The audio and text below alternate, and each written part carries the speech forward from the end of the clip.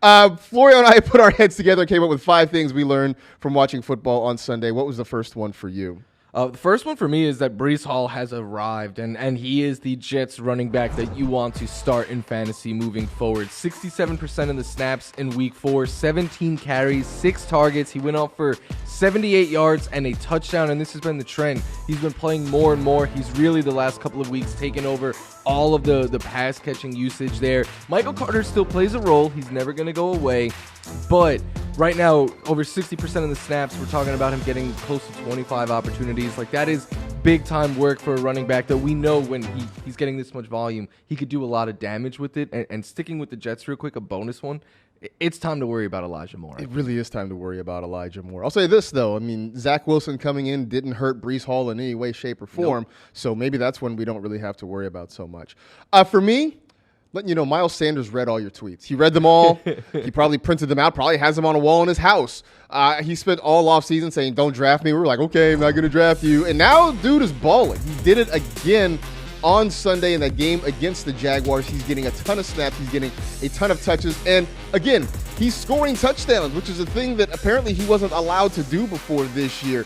Kenneth Gainwell, I know he scored a touchdown yesterday, but Kenneth Gainwell really has not been as much of a factor in this Eagles offense. And so you're talking about the lead running back getting most of the work in an offense that is easily racking up 400 yards each and every week. So if you went against Miles Sanders' wishes and you drafted him, you're in a pretty good place right now. Maybe for the rest of us, maybe we should have not doubted him at some point. Yeah, I'm willing to take the L on Miles Sanders. I thought there was too many other pieces there. Like, I thought Gainwell could take targets. Hurts could take some goal line carries, especially. That's the biggest thing for me. Like, they're using Melvin Gordon near the goal line. And if he's getting those touches on top of all the volume he's getting, he's an RB2 with RB1 upside, I would say. Yeah, absolutely. So, Miles Sanders, we're sorry. And please don't just keep the receipts. You can toss the receipts away. We're apologizing now. For you, what else did you learn this week? Stream everyone against the Detroit Lions. Like, they're currently in the top 10 in fantasy points allowed to every offensive position, and that includes giving up the most fantasy points to quarterbacks and the second most to running backs right now. Like, Geno Goff was what we thought Allen Lamar was going to be, and it was so much fun. But this is becoming the Lions are the most scoring offensive team in football because their defense gives up so many points, but their offense scores enough that the team going against them has to keep scoring points. It just leads to great fantasy fun. I think it was Ian Hartitz who tweeted, and I don't even know if this is true. I don't know if this actually happened, but he said, the Lions might go into week 5 with the number 1 scoring offense and the 32nd ranked scoring defense. That's really where they are right now, which as a fan makes them fun to watch. Like, there's going to be a ton of points. They scored 45 points on Sunday and lost. That tells you a lot. Scorigami too. Scorigami, which, by the way, I really would have thought that 48-45 had happened at some point in the history of the NFL, especially nowadays with the rules slanted toward offense and passing games being so sophisticated. I would have thought 48-45 would have happened, but apparently not. So congrats to the Lions and Seahawks on Scorigami. Which, by the way, if you don't follow the NFL Scorigami account on Twitter, you absolutely should, just because weird stuff like that happens every once in a while. Since I was apologizing to Miles Sanders, I should also hand out an apology to Josh Jacobs. I was down on Josh Jacobs this year. He was floating around that RB dead zone, and I would see his name pop up when I was on the clock and be like, can't do it, not going to do it. It just seemed like the Raiders didn't really like him, and we spent a lot of time talking about all the snaps he played in the Hall of Fame game. Zamir White was a name that was drawing some buzz, especially in dynasty circles. They had Brandon Bolden, they had Amir Abdullah.